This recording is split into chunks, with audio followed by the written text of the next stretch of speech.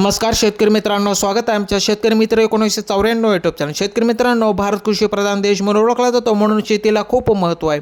तर शेतकरी मित्रांनो, आज आम्ही सीताफळ तोडणी चालू केलेली आहे। तर तुम्ही बघू शकता, सीताफळ खूप छान क्वालिटीचे आहे। त्याचे साधारणपणे वजन 700 ते 800 ग्रॅम पर्यंतचे आहे। तर शेतकरी मित्रांनो, सीताफळ पिकले की त्याचा रंग हिरव्यावरून फिकट हिरवा किंवा पिवळसर होतो।